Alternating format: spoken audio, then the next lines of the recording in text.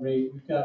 We've got our physician workforce, our nursing workforce are doing a great job, and we've seen pretty significant increases in our patient experience scores. Now, in addition to workforce, of course, space is an issue. We really learned that during COVID. We got hit so hard, and I don't know if any of you have been over at the hospital in the emergency department recently. It's not just how many rooms we have, it's all the stuff we're using in healthcare. There's so much equipment, so many supplies, and we just need more space for the stuff as well.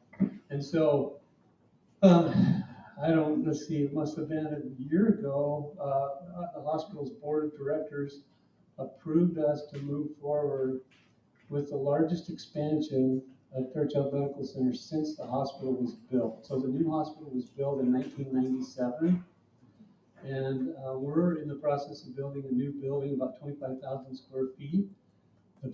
On the first floor, we will have a new emergency department.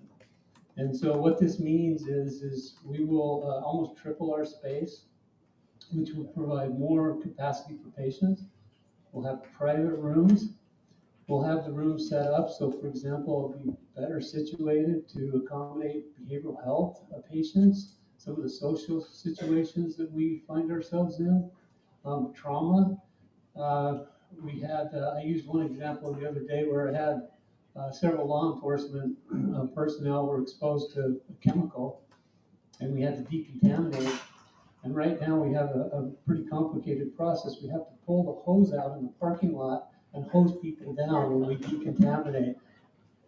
It might be warm water, it might be cold water, who knows? But we'll have a room for decontamination, some of the disaster situations, those kinds of things. Right now, my staff don't have a break room or restroom in the department, and I'll have more space to better accommodate staff, which helps with the recruitment, with the retention. And so we're really excited about this expansion project. It will give more space for emergency services. We're actually going to move the lab from the hospital up to the second floor. The reason this is important, well, number one, we wouldn't have a hospital without a laboratory. So next time you're in the laboratory, take the laboratory staff. They're kind of the clinical heart of the organization with all the tests that we run across many modalities. And so we're going to move them up, but that gives us more space we're going to do an expansion of the surgery department. And so we'll have an OR expansion. In the old emergency department, we've got a number of new services we're going to bring online. I should keep track of how much time do I have? 6 more minutes. Okay, I got to keep moving here. So anyway, super excited about the expansion project. Just really makes me, and I could go through almost every service line and talk about the good things that are happening at the hospital. We're excited about that. Grateful for staff and how hard they're working to take care of the community. Left some cards. If you want to know more about the expansion, there's a card with QR code. We're doing weekly videos and things that you can follow. Go to the hospital's website. There's a lot of information on the expansion project, but really big deal for us. It's going to really set the stage for many years to come. Now, as I mentioned, kind of as we hit our stride right now, we've got some difficult climbs ahead and some pretty high hurdles to clear.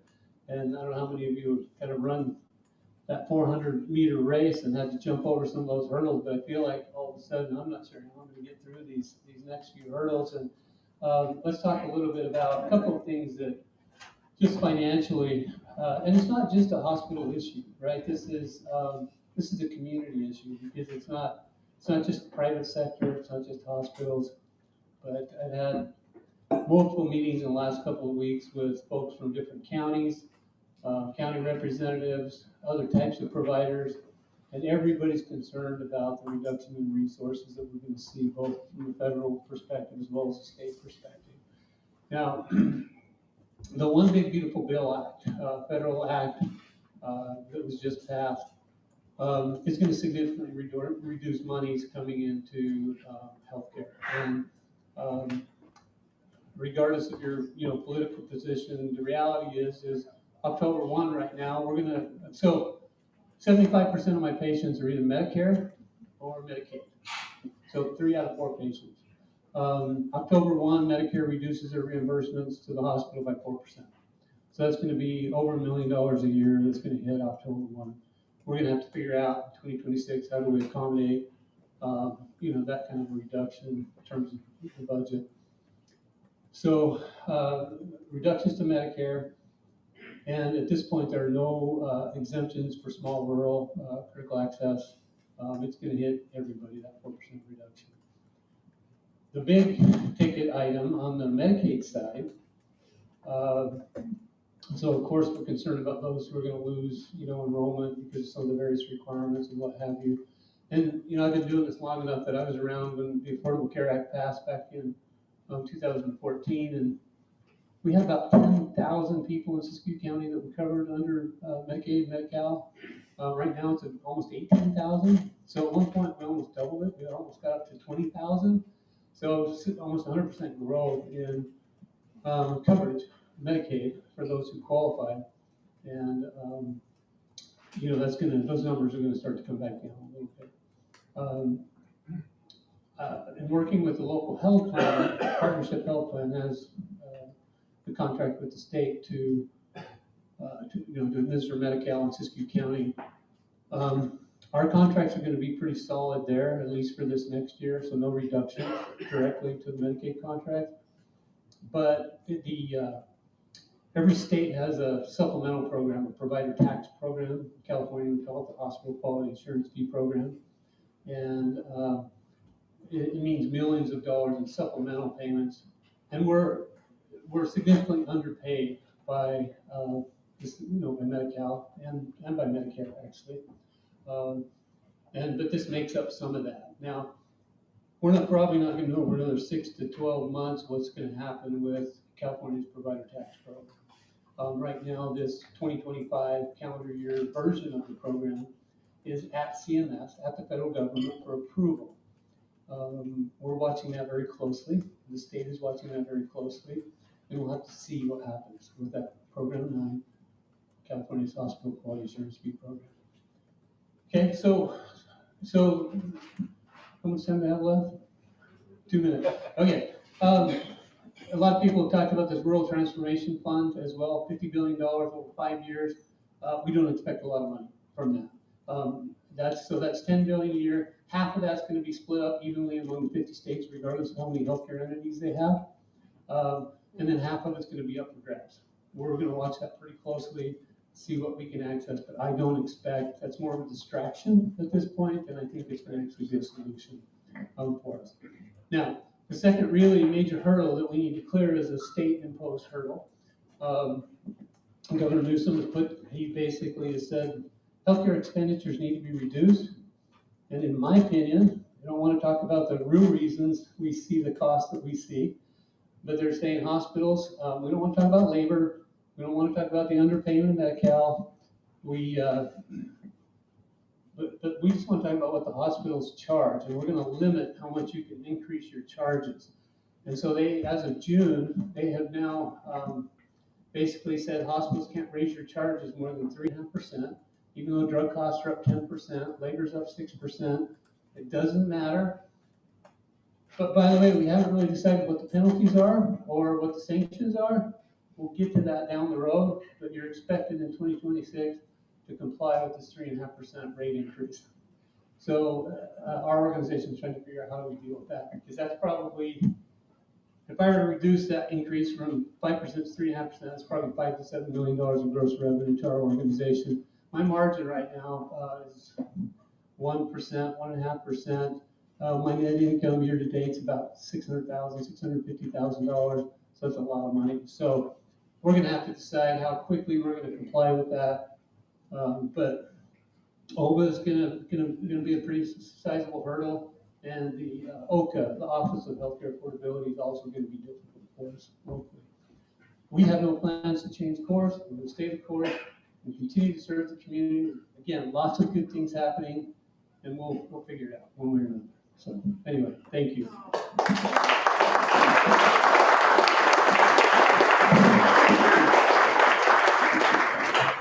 Thank you, Jonathan. Allan Carver will speak next. Well, good evening. Thank you for being here. I'm Allan Carver. I'm the County Superintendent of Schools. I was sworn in January of 23, so I've been on the job for closing in on 3 years now. Prior to that, I got to spend 4 years as the Deputy County Superintendent, and prior to that, I had the pleasure of running Scott Valley Unified right here for 5 years as the superintendent. I was an administrator for many years and did a lot of good work on the unification here in Scott Valley. So really happy to be here to visit with you a little bit about the status of education. For our county, we have 24 school districts and about 34 schools scattered across the county. All of these school districts have their own elected boards and they hire their own superintendents, right? So they are locally governed by the folks in that community. The role of the Siskiyou County Office of Education is to support their work. There's a number of, and we break this into kind of two categories, if you will. There's kind of oversight responsibilities that the office is assigned. We support credentialing for teachers. We have some fiscal oversight that we have for school districts.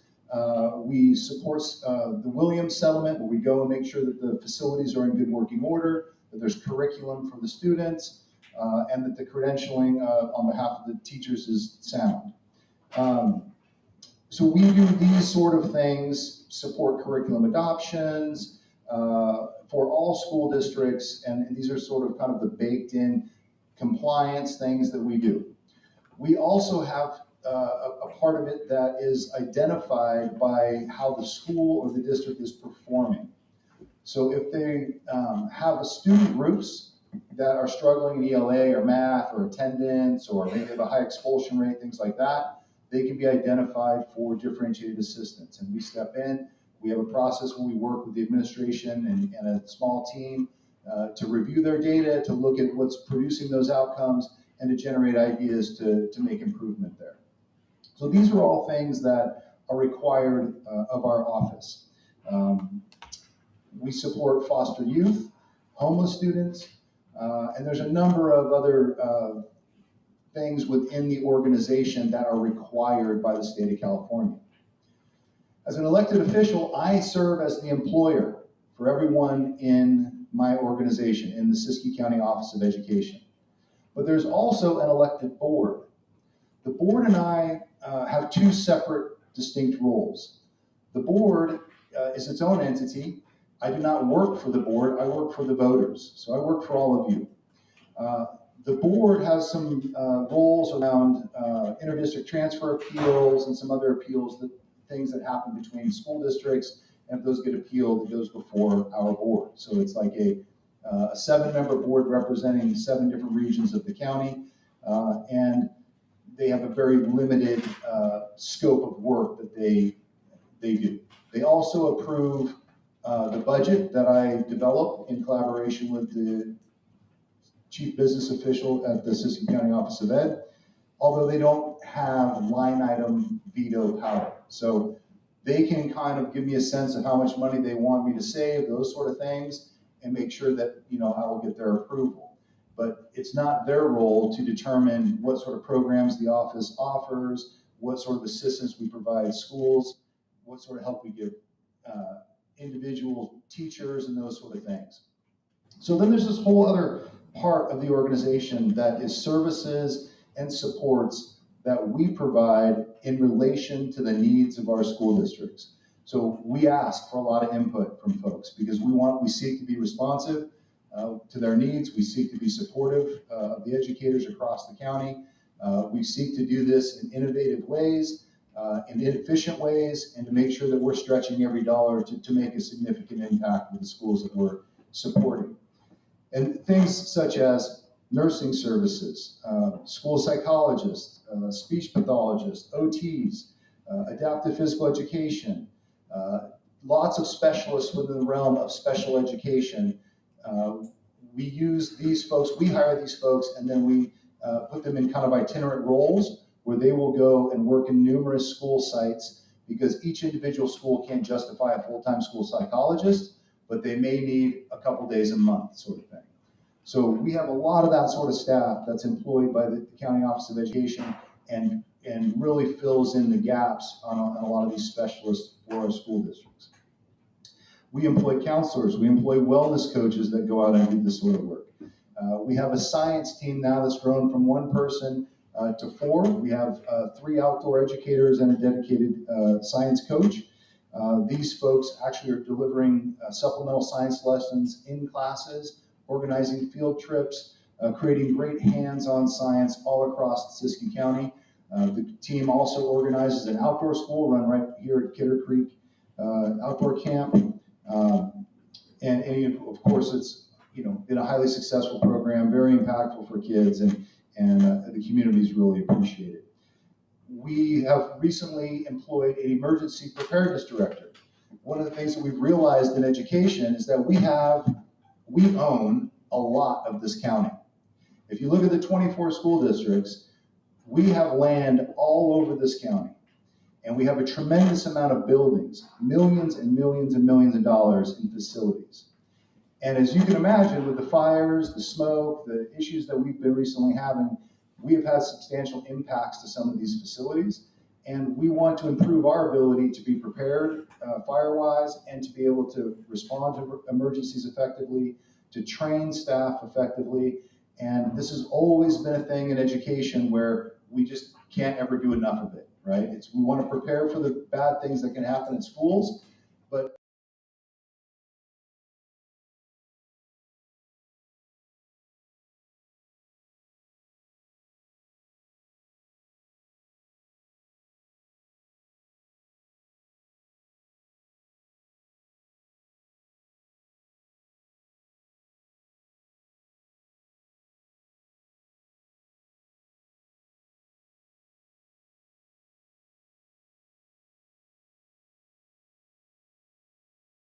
in the region, and we're doing some good work in improving teacher knowledge, helping them build proper drill schedules, and ensuring that schools are doing the right things to prepare for whatever might come their way.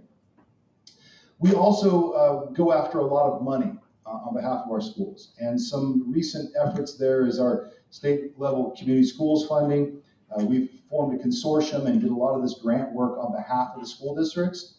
So those that qualified for these monies entered into a consortium. So we went and got the grant. We did a lot of the back end work on that. And what we'll do is bring those monies in and then distribute those to the districts for them to utilize as they see fit in their communities.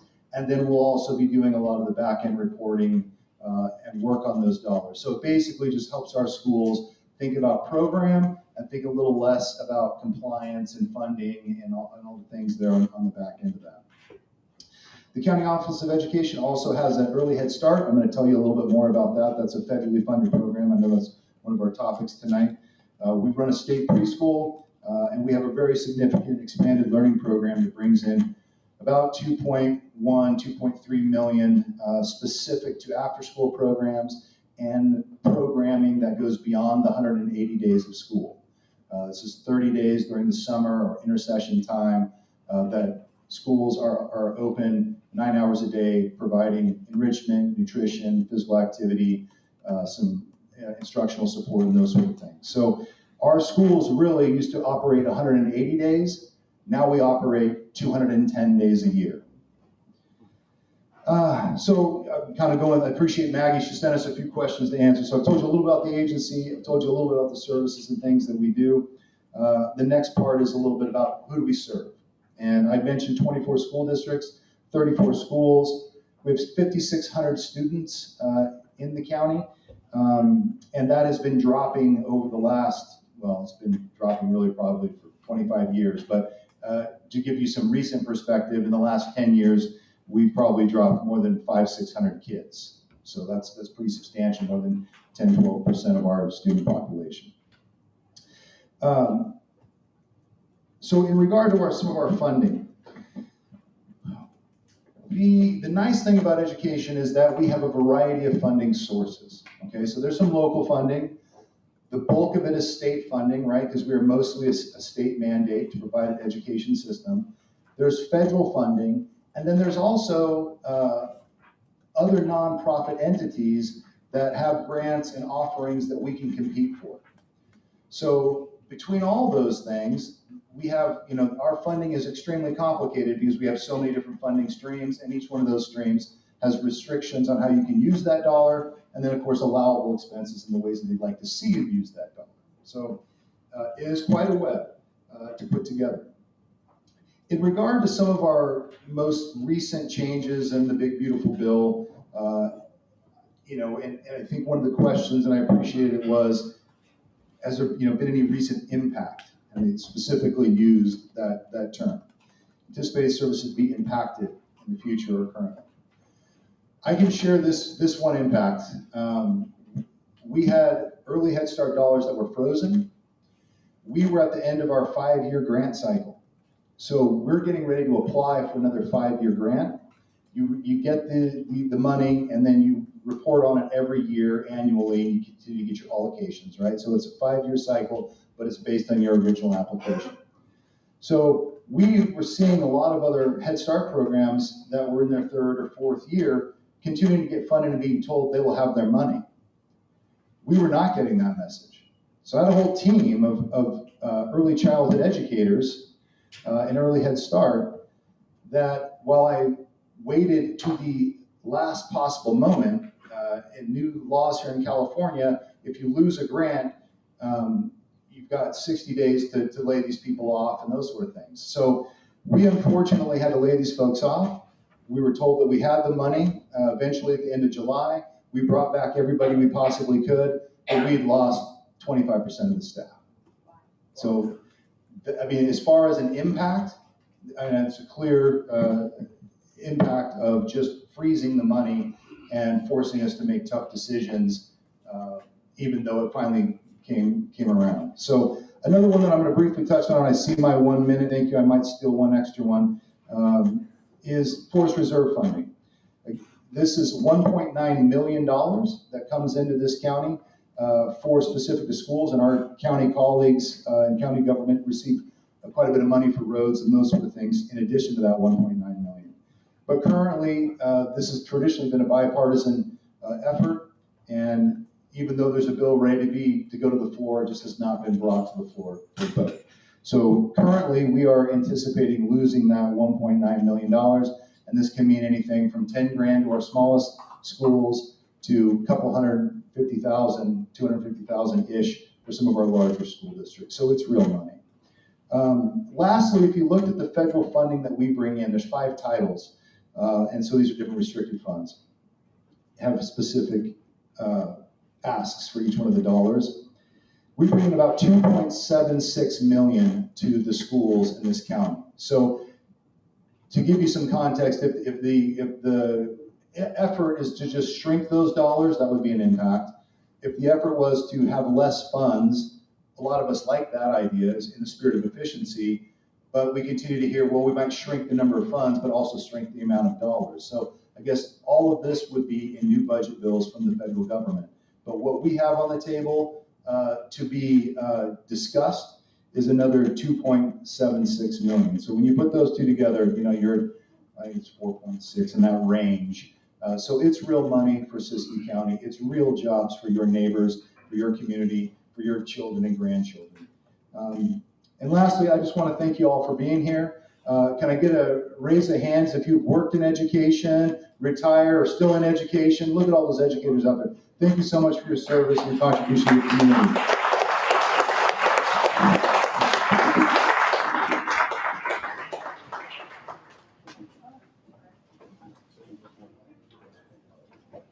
Thank you, Allan. Casey is up next.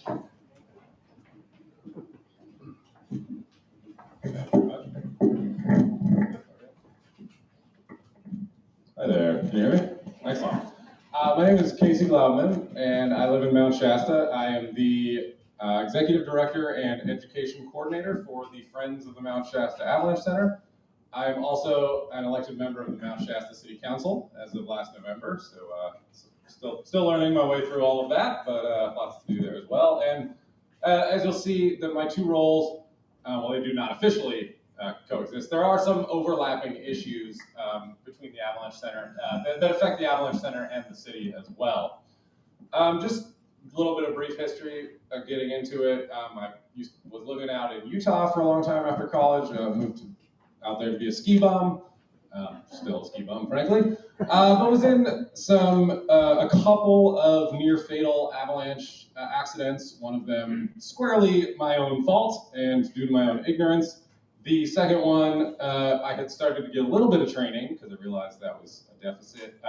Was not actually my fault, but I realized even more so what had gone wrong. After those kind of close escapes, I ended up moving back out this way and have since spent a lot of time learning where I went wrong in those times, and then have now been given the opportunity to kind of impart some of that to other people. So for those of you that are not familiar with the Mount Shasta, or I guess, how many people here are familiar with the Okay, excellent. And how many people have gone to some of our winter events? All right, cool. Fewer. Well, we'll change that this winter. No worries. We got a lot of them coming up. But we've been around for a little over about 25 years as the nonprofit, which supports the Avalanche Center. It's a public-private partnership between the Avalanche Center itself is run by the Forest Service. We have our director and a team of forecasters. And then I run the nonprofit, which does all of the education, so we get to teach a lot of classes. On that note, last year, I was just going through the numbers, we actually taught over 400 people in our Avalanche classes just last winter alone. And because of the fundraising that we do, we're actually able to offer all of those classes for free, which is pretty cool. And I could have used that about 20 years ago. So I mentioned that our funding is a mix of donations that we get every year. We do a lot of fundraisers. If you're familiar with Giving Tuesday, coming up here at the end of November, early December, that's kind of our big kickoff. We also receive grant funding. We have a number of different grants, but historically our main one, it's an interesting one, and recent events have kind of shed some light on how it actually works for us. Prior to about 8 months ago, I didn't have to think about it nearly as much. But it's a state grant that is then distributed to the Forest Service, a federal entity, which then comes back to us. Kind of weird and roundabout. Normally didn't matter, except this year when all federal grant, or nearly all federal grant funding was frozen, that affected us as well, even though the money was already earmarked. Anyway, it's a whole thing. So we're still kind of dealing with the fallout of that. It looks like most of that will get distributed. The timing of it has gotten a little bit wonky in terms of being able to actually operate within our season. We are hopeful that that should get resolved in this upcoming season, but as with many other things right now, it's a little bit in flux.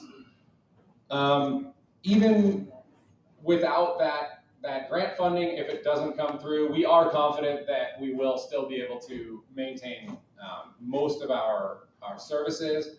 We have had to hold off. We were in the process of starting a scholarship program for youth who want to go into professional avalanche forecasting. We've had to scale back on that just a little bit due to some uncertainty. Now, to speak on that uncertainty, we have a team of forecasters.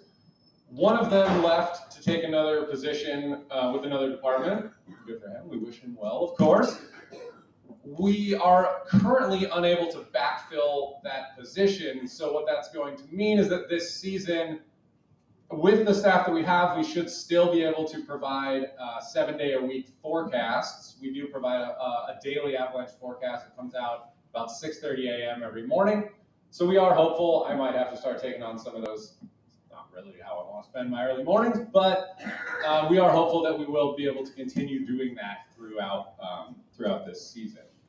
What we did see, and we're not sure how this is going to affect things. So for those of you that are backcountry skiers, snowboarders, snowmobilers that are out there, if you follow weather discussions, there's been a lot of talk about cuts to NOAA, the weather forecasting, weather organization here.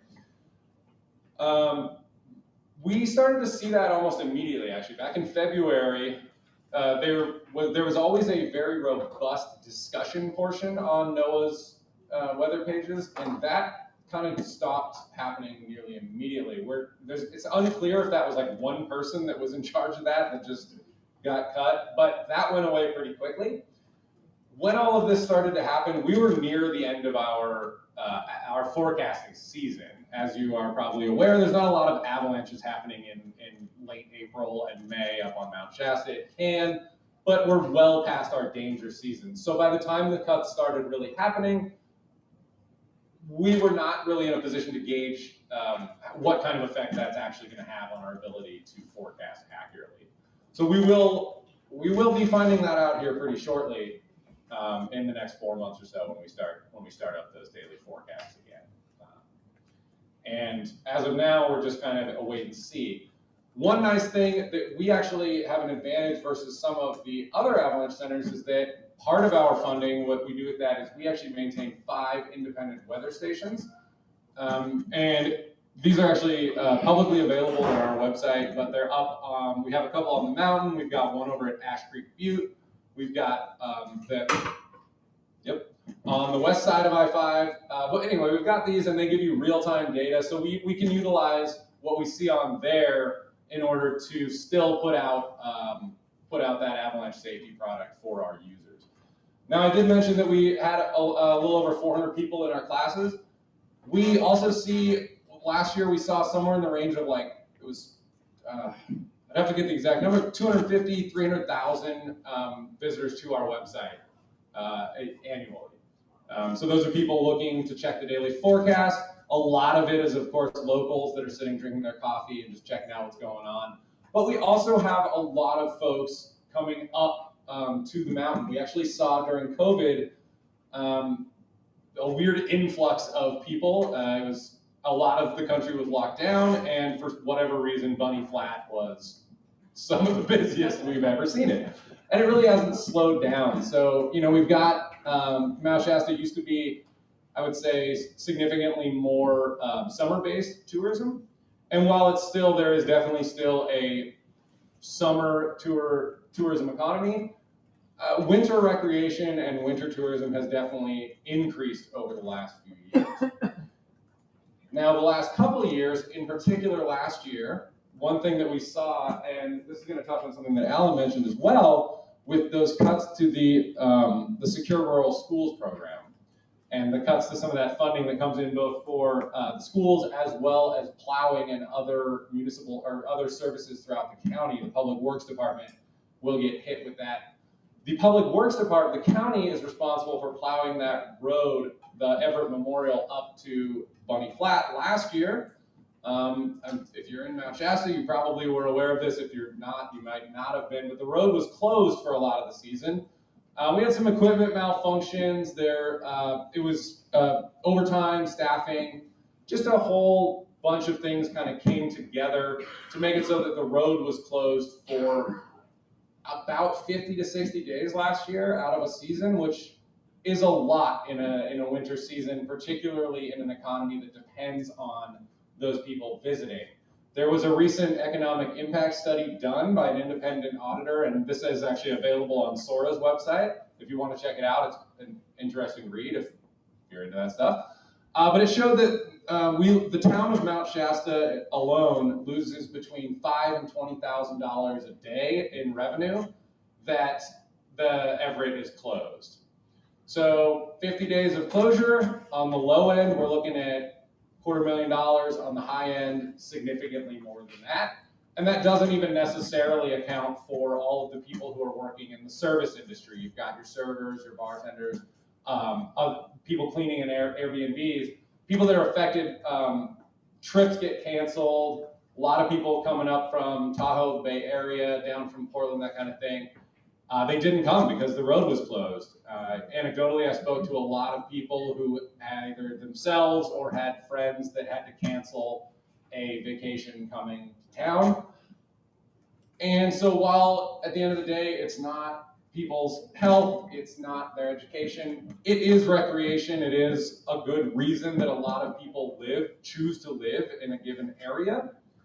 And, you know, while it might not be directly related to staying out of the hospital, for a lot of us, It is actually, and mental health, being outside is crucial for a lot of folks. And I think we see particularly where I live in then just sort of the circles that we run in, it really affects people when they're not able to get out and do those things. So we are very hopeful. The county actually, we've been having really good talks with them, and they are committed to really stepping up and making sure in a partnership that we are going to be able to keep that open. Thank you. I see that there. Yeah, I don't have a ton more. Okay, yeah, well, anyway, be happy to answer any questions about what's going on, but come out to our events. They're going to kick off in early December, and then we'll have sweet events all year long. Thank you.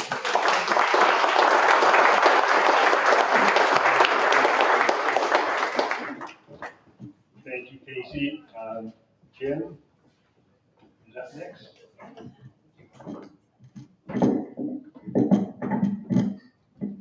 Hi, welcome. We're going to take a little change of direction here. These other guys have been talking about agencies and how things are impacting them that way.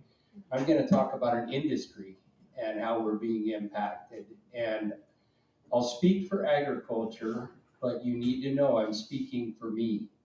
Agriculture is huge. It's diverse. It doesn't always like itself.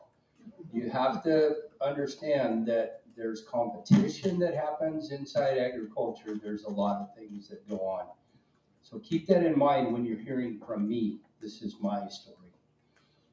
I am a rancher here in Scott Valley, about 6 or 7 miles south of here down the road. My mother-in-law is here with me this evening. She lives on the ranch in Lynn Bryan. And I live there with my wife, Katie, and 2 of my adult boys. That's not a great thing, but it's kind of how it ended. It's going to get better. My one son is working as a teacher at the junior high school here in town, and we're very excited for him. My other son needs a little bit of time to get his feet under himself, so we're going to be in good shape. We're on the ranch that my wife's family was on and has been for. We're the 5th generation. My kids are the 6th generation on that ranch. My kids help me on the ranch. They do work daily. I have a girl and 2 boys. My daughter now is married, but she continues to come back and work on the ranch and has interest in that and will participate, I believe, going into the future. I'm going to need to look at my notes a little bit. So on the ranch, we raise livestock, cattle, and sheep. We raise hay, grain, seed crops. We've done sunflowers, carrots, grass seed, a lot of different kinds of seed crops. But the main thing that we raise is kids. And we raise those kids to come back and do it again, the next generation. That's been going on for a while now, and we want to see that continue. I don't know how familiar you are with Siskiyou County agriculture. It comes as a surprise to a lot of people to realize that almost half of our income in the county from agriculture comes from nursery crops. It's strawberry plants and raspberry plants.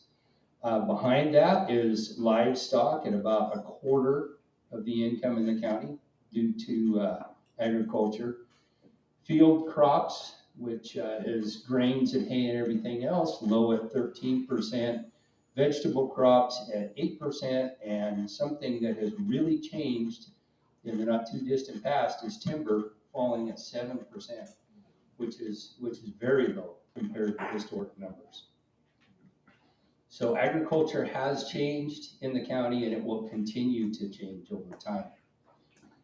Some of the agencies that I am involved with are one of our local irrigation districts, Scott Valley Irrigation District, which is a county entity. As far as financial impacts from any agency, from any government agencies at this point or anything, we have not seen any financial impacts at Scott Valley Irrigation District. I also sit on a groundwater advisory committee that reports to the Groundwater Sustainability Agency, which is a Siskiyou County entity. That's one that's pretty contentious. We spent time in this room last night for 2 hours, and some of you were here with us. And some of those meetings can become pretty heated. There's a lot going on from the regulatory aspect, not from the federal government, but from the state right now, particularly in relation to water and some crop protection concerns, some spray concerns, but right now our biggest concern is water. The other group that I sit on that I sit as a board member is the one second. Water Master District, the County Water Master District. And that's a pretty cool entity that we have. Water Masters should be dealt with at the state level. And when the state came and said that Siskiyou County needs to be Water Mastered, the price was going to be prohibitive. And they set up a program with the county that allowed us to provide our own Water Master service under their authority and following their rules. And that's a program that's going very well. The main thing that I wanted to talk about tonight was the Farm Service Agency. Have you heard of the Farm Service Agency? Probably not, the FSA. It's a entity that falls under the USDA, Department of Agriculture. It's a federally funded program that provides services for family farms and ranches, serving beginning farmers, minorities and women, tribes and youth, as well as family farms and ranches. They all go together. They try to service smaller scale, not large corporate ag, is what happens. They provide assistance during disasters. There's conservation programs, some marketing programs, and other sorts of things, as well as credit and loans for new farmers or farmers who need some help with that. It's a pretty awesome program that's been going on for a long time, and it changes names every 10 or 15 years, and they get together with some other group, but it's been going on that way for quite a while. I sit on the county committee for the FSA, and we did right during the time that the world was getting dozed, we did have some issues. Our staff was told that their lease, they couldn't continue to lease the building they're in. They were gonna have to move to a different building. Everything was a mess. We didn't know if we were gonna have funding. We didn't know if we could retain staff. But the move was going to happen no matter what. So we packed up all the equipment, all the computers and printers and everything, sent it over to the Forest Service office, and then found out, no, you don't have to move. It's okay. But we didn't have anybody to bring the equipment back for about 2 weeks. So the staff was kind of hamstrung there for a while without use of the equipment. We were really concerned about losing staff, and we did have somebody who was concerned enough that he found another job and went somewhere else. And then we found out that we needed to rehire that position. He's now coming back as a temporary employee. And once he does his temporary status, it will hire him again as permanent staff. So from a federal standpoint, we have had very little concerns. There is some promising talk at the federal level with agriculture, with trade, with a few things that are out there. We haven't seen that here in Scott Valley. I haven't seen that happen in Siskiyou County. But we'll see. We always have to remain optimistic as to what might happen in the future. Our biggest problems that we're having are with the state of California right now. And they're mostly water-related issues, I would say, in the Scott and Shasta Valley. There's a few other issues, but water is the big thing right now. And we're trying to come up with ways to maintain agriculture and adapt, find a way to do more with less. It's difficult. We're working at it, but it's tough at this time. The other things that are really hitting agriculture hard right now are input costs. We pump, so electricity, equipment costs, fertilizer, seed, crop protection material, everything you touch is very expensive. At the same time, the markets are not great except for cattle. Cattle are awesome. Very happy to have cattle right now. So that's keeping us afloat. But guys that are locally that are just farming are having a really tough time right now. We're fortunate in that we live on a ranch that is paid for, and we can pull our horns in and try to cut our expenses and survive. Folks that are trying to make it on leased land and borrowed money for expensive equipment right now, it's tough. Times are really tough. So the other thing is the markets. And markets are poor across the board. Grain crops, you listen to the guys in the Midwest, they're just dying back there.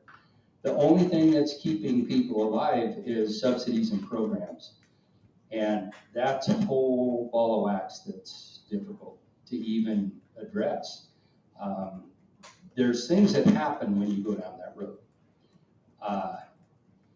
I know that that's what it takes to keep some of those guys going, but it's tough. Another problem that we have is that ag is getting old. I'm a young guy in ag. That's a bad thing. We need more kids, we need more young people. And we're trying to encourage that, but it's difficult to encourage smart young people when they watch me do what I do. That's tough. That's tough. And so I'm going to figure out which one of my kids is the least smart.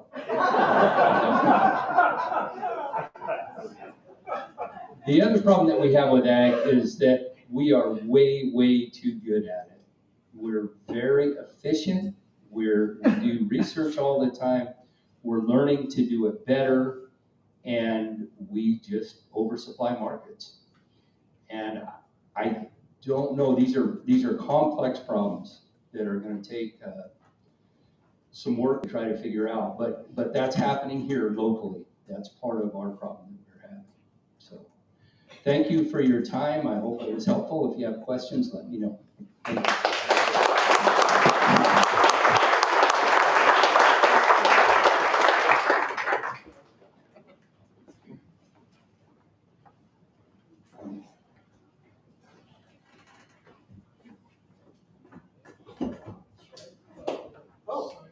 Good crowd. I've been looking this way, not this way. Thanks everyone for being here. Great group of speakers. I'd like for everybody to give them another big applause.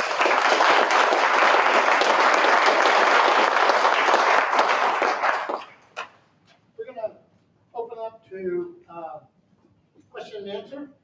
And what I would like for people to do is come up on this side, so we're not in the middle blocking people. Come up on this side, form a line, and then come up one at a time. And if we have questions, I guess I should say. I'm going to read a little statement I put together as an organization, SEM put together. So once again, I'd like to thank our speakers for a great evening. We've heard a lot of insightful information tonight. We're going to open the floor for the question and answer session. I'd like to introduce a few guidelines on how we can all get the best of this opportunity to ask questions, get answers from our expert panel. When asking your questions, keep in mind if you're wanting speakers to clarify information, address a specific concern, or elaborate a little more on a previous point. It's always beneficial to remember the importance of politeness and respect in our interactions. when communicating with others, whether in person, online, or through any other medium. Maintaining a respectful demeanor fosters positive relationships and creates a more pleasant environment for everyone involved.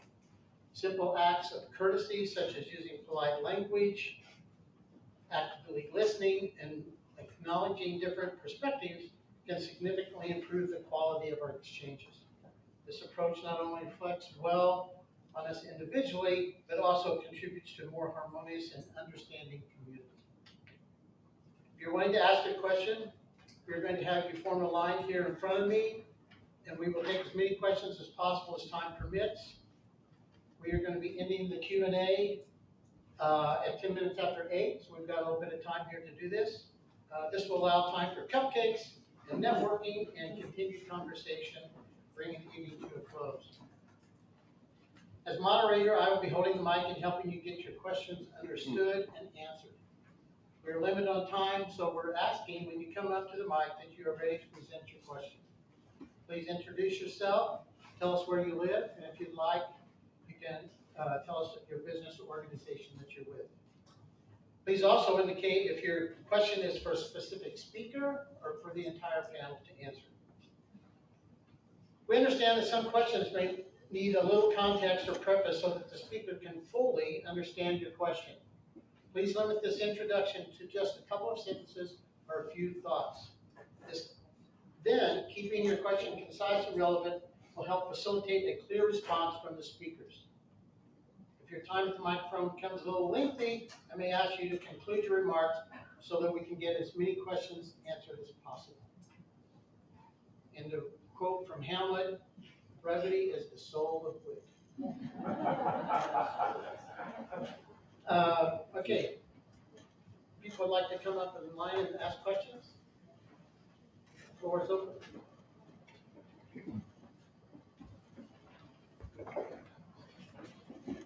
Hi. I'm Karen Ziegler of Mount Shasta, and right now I'm interim director at the College of Siskiyou for programs for students with disabilities. Actually, I have two questions. One is for Casey, if he has anything that he could add about the city of Mount Shasta and any impacts that he sees happening there. And also for Allan, if you're seeing any impacts on special education. I understand that the workability programs have seen cuts, and I know we're seeing impacts on the Office of Civil Rights. And so you see that those impacts are going to be significant. So in regard specifically to workability and our transition programs, we are working with the Department of Rehab, and we actually think we're going to be able to get our funding increased. So we've been using two different funds to do some help with special ed and employ some kids, and we've had a vocational person in Wairika that's been doing some of this. So we're excited about the opportunities to work with DOR to use one fund and actually expand those dollars.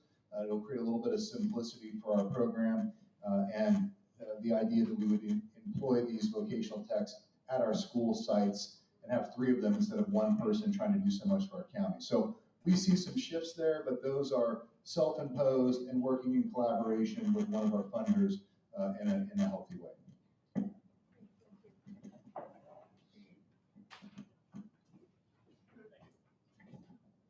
Sure. So touching on the effects in Mount Shasta City itself, you know, a lot of our programs, particularly the grants, are already earmarked, so we're not super concerned with the stuff that's already ongoing.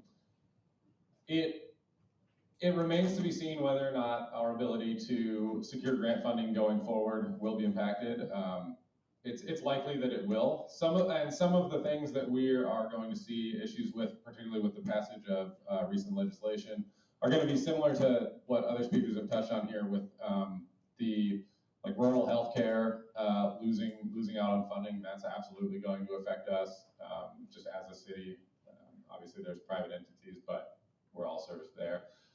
And then, you know, I mentioned it's Avalanche Center and the city itself, but not being able to fund things like the road, that affects us as a tourism-based economy.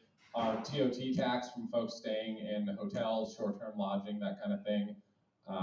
We definitely see a large impact in that. So just in our tax revenue, which actually affects the county, since a bunch of that gets passed up to the county as well. So I think in the immediate, I think that we're likely to see that. We did see this summer, we haven't gotten the final numbers yet, so it's hard. Some of our numbers we don't see until a little bit after the fact. But just I can speak to, I'm pretty close with a lot of the guiding industry in town, both river and mountain, that kind of thing. So we did see a decrease in like international tourism and stuff. So when we see those final numbers for the summer, we'll know a little bit more, but hard to say exactly.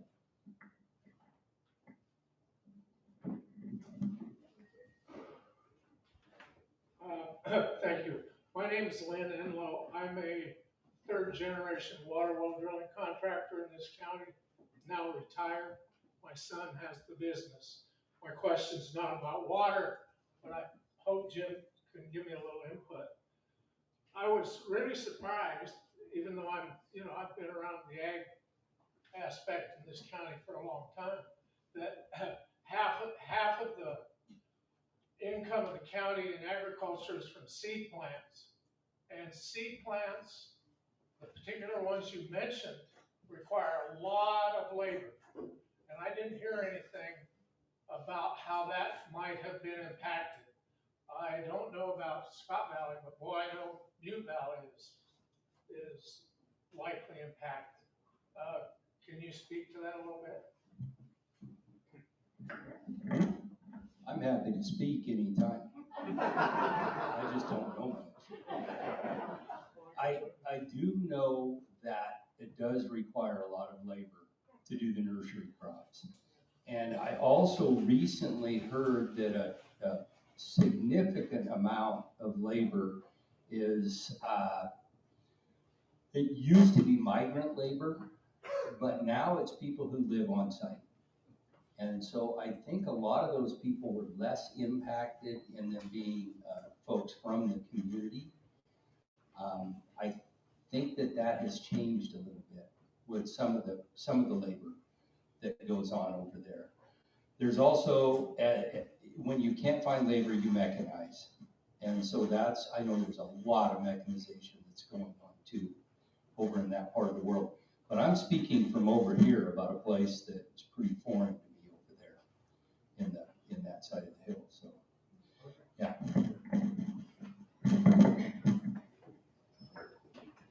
Hi, my name is Ann Scanson. I'm from Mount Shasta, and I have a question for Mr. Carver. I was just curious about the drop in student number that you referenced, and whether that's due to a shift in population or a shift to homeschooling, charter schools, and do charter schools get a lot of state grants too? Thank you, great question. So when we talk about students across the county, we have 2 charter schools, and so I fumbled on that one. I should have said 24 school districts and 2 charter schools, both of which are authorized under the Siskiyou County Office of Education. So when I say 5,600 kids, I'm including the students that are served by the charter schools. I'm going to speculate a little bit in regard to our overall student population and our numbers declining. In the last 15 years, and I'm sure most of you have lived in the county for the last 15 years, if we start to think back to the level of tragic fires we've had from Happy Camp to Weed to the Klamath River area to Hornbrook, and you just go on down the list right here in Scott Valley, we've lost a lot of homes. I mean, I was just working with somebody from Happy Camp, does some tremendous work down there, and the statement there was, they lost 40% of their housing in the town of Happy Camp. So when we think about, like the fire a couple years back in Weed, there was a settlement, right, with the mill that started the fire. So there's a lot of people who got insurance money or maybe got settlement money, and did they choose to build their house back in Weed, or did they choose to leave the area? And I don't know the numbers on this, but my hunch in just driving the county and having lived here a long time is I don't see if we burn down 250 homes, I only see 50 or 60 or 70 built. And I see this time and time again. And so, yeah, we all love this place. That's why we live here. And I think it's, we're looking for our young people to keep coming up with the wonderful ideas that bring people here, that want people to live here, to create businesses, and to grow our economy, because without an economy, we don't have families and we can't serve children. So that's my speculation as to why some of the declining enrollment. I think we've got plenty of room in schools. We're ready to serve more kids. We're growing our employment side of the sector. People are coming back into education with some enthusiasm, and our COVID hangover, so to speak, has passed. So we're ready to see people move into our community.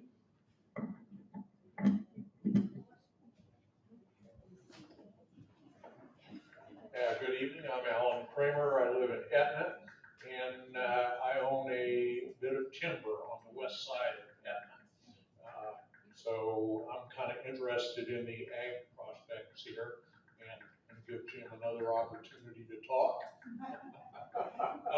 One of the things that I found interesting was one of your last comments, Jim, about we've gotten too good at what we do, and so we're maybe overproducing. Now, if you're in the business of making widgets and nobody wants to buy all of those widgets, then typically what you do is you find something else to do. And I know that you have tried alternative crops, and I'm interested in how that has worked out for you, both in terms of the economics of it and how that might have affected water use also. Also, are you getting assistance from organizations like FSA? No assistance at this time on that. It's too new and too weird for anybody to wrap their head around. Thank you for asking that question. I will not be able to answer all of it right now. So if you want to go to Mary's for a few beers after, we can do that. And anybody, no. That is something that I'm looking at. One of the concerns that I have is that in this valley, we tend to grow a lot of commodities. Commodities are low value, even if they're high quality, and you can buy them anywhere. And I don't want to see us doing that in the county. I would like to see us producing a value-added crop of some sort. So seed crops make some sense to me in that we have isolation. There's some things that we can do here, I think. I'm open to anything else, but I don't know that growing a commodity is the best idea, a low-value commodity. So that's why I'm trying a few things out. I have the luxury of being able to do that, and I'm a little dumb. So, I'm willing to do it for a while. I don't know if it'll catch on. The other thing that I think we could use in this area is processing for some of these things. If we could clean seed, if we could do that kind of thing here, it's wide open.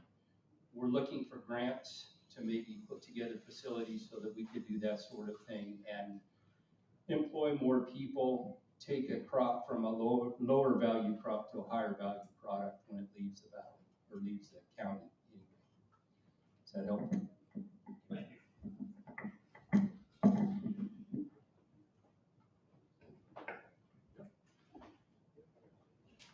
And my name is Mark Williams, and I live down by Etna. And I have a question for Jonathan. Considering the drop in Medicaid funding, and that will continue to drop, I guess, what's your crystal ball idea about what's going to happen to the Etna Clinic in regards to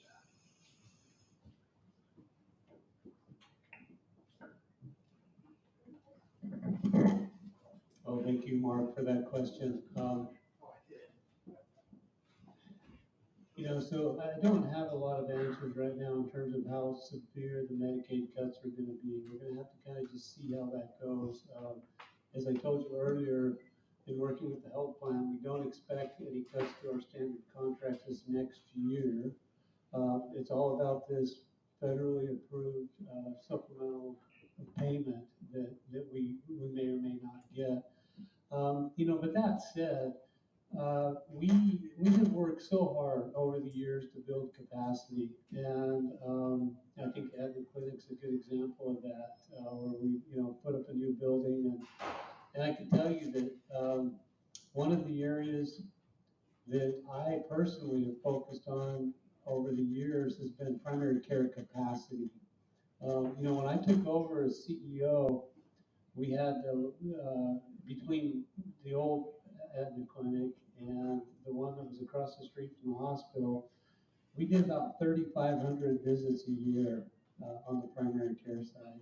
That was about 2008. We hit we were almost at 75,000 visits last year. We have seen so much growth in terms of our rural outpatient clinics across many specialties, but in particular primary care. And this isn't a time when a couple months ago, I don't know how many of you saw, but Shasta County declared a public health emergency due to physician shortage in primary care. It's extremely difficult to recruit and retain physicians to rural. Some of the recent stats as they've surveyed some of these residents that are just finishing up, one of the last ones I saw was only 8% of residents that are finishing their training want to be in a community of less than 50,000. And here I am charged, because you're in this with me, right? When we recruit these providers and their families to the community, I need your help to welcome them and to help keep them. But it's very difficult recruiting. Now that said, we've had a lot of good progress recently. Look at what we're doing for the kids in our community. You want a board certified pediatrician to take care of a child? You come to Fairchild Medical Center. You want access to dental care for that child? You come to Fairchild Medical Clinic. Behavioral health. I've got 5 providers now in my behavioral health suite. We just welcomed 2 new internists right out of residency, Dr. Kelly Barrett and Dr. Daniel John, just joined us August 1st. And we have worked so hard, Mark, to build that primary care capacity. I know Dr. Wilson just retired. Both Dr. John and Dr. Barrett, again, internal medicine, are going to spend some time in Scott Valley. And so we'll have to see, how that goes. But we've really built primary care capacity, and we have no plans at this point to start to pull back on any of that. So good progress, and at this point, we expect to maintain that in terms of primary care capacity.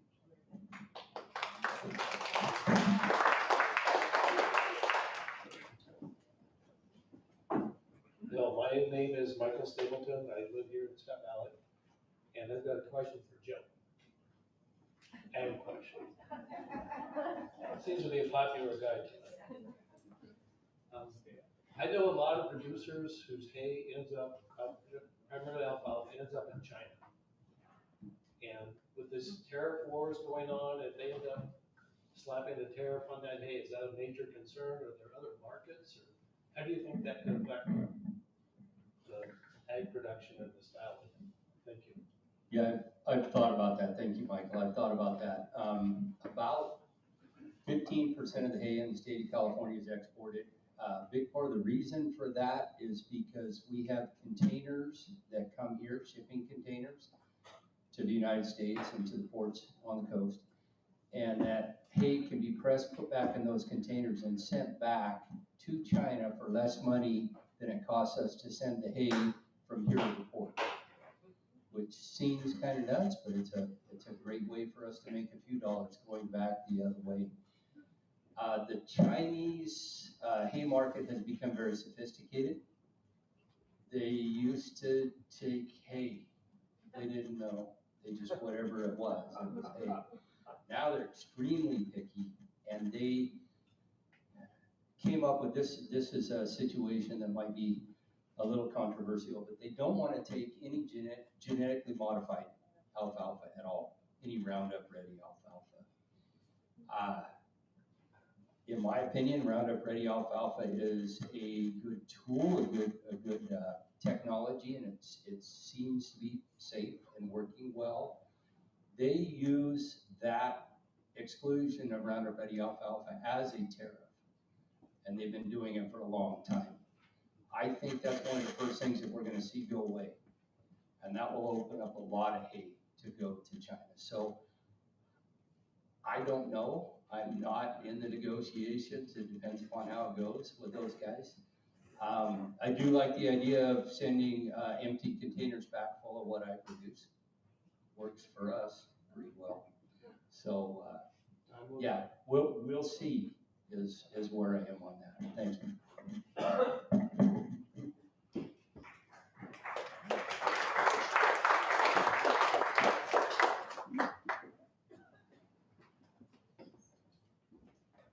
Any more questions? Oh, look, we have a question right here. This is for Jonathan, and just out of curiosity, I just read, my name's Maggie Shepherd, and I live in Mount Shasta, and I lived in Fort Jones for 11 years, and I'm always very happy to come back. But I read a couple days ago that the Glenn County Hospital is closing soon, and that's not that far away, and so that was kind of worrisome. And just out of curiosity, I'm wondering, is that like an outlier? What puts them in a different camp than Fairchild? I know I read something about they miscalculated how many miles they were away and they lost money for that. But I don't. That's a good question. Thank you for bringing that up. Yesterday I was in Reading. I had a chance to sit next to Supervisor Jim Yoder from Glenn County, and Jim and I talked quite a bit about it. That medical center in Willows, let me say first of all that they've struggled for a long time, right? For many years, at least a decade or more, and I've watched it. Just small enough, it's just a struggle to recruit docs and expand their service line and do the things that they need to do. Their closure is not directly related to this one big beautiful bill act. So most hospitals are on the prospective payment system in terms of how they're paid. But in the late 90s, the federal government created a designation for rural hospitals called the Critical Access Hospital Program. And this program basically, to meet this, to qualify for this, there's 3 criteria. One, you can't have more than 25 beds. So I don't know how many of you remember, but Fairchild Medical Center was actually built in 97 with 33 beds. And so when we were approved in, it was like 04, 05-ish, as a critical access hospital, we actually had to suspend eight of our beds to get to that 25-bed limit. So that's one. 2, you can't have an average length of stay of more than 96 hours. And 3, you can't have another hospital within 35 miles. Enloe Medical Center is 33.5 miles from Glenn Medical Center. And their designation came up for review, and the federal government, CMS, basically said, we're going to drop you from the critical access hospital program. They appealed it, and it was not upheld. And I don't really I'm not privy to what, other than just the mileage, why that happened. Talking to Jim, the community's really, really concerned. They're right now just trying to, you can imagine they're covered by one ambulance. They have one ambulance, right? And so if that ambulance has to head to Chico, basically folks in that area are uncovered in terms of first response and 911. And so they're hustling to try and figure out, because I think it's like October that they close. They're hustling to try and figure out a solution. But they've struggled for a long time. It's not directly related. It may be indirectly. I don't know. It was the critical access hospital designation that was kind of up on that straw.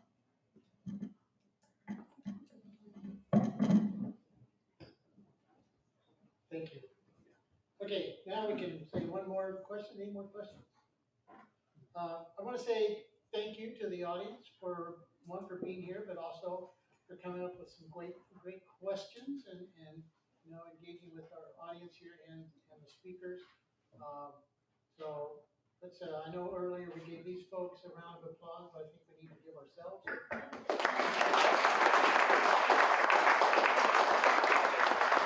And looks like we have ample time for cupcakes, so I'm gonna turn this over to Maggie, who's gonna kind of wrap things up.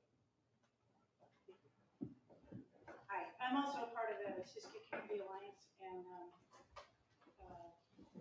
like I said, it's part of this is the second forum we've had, and we always find them very valuable, and thank you for your participation as well. So in this event, we are a very, very grassroots organization. This literally happened out of a conversation between a couple of us. And then the next thing we knew, we were hosting these informational forums, and we needed a name because we needed to purchase insurance for the building, and then the train just sort of took off. And so we're in the process of evolution.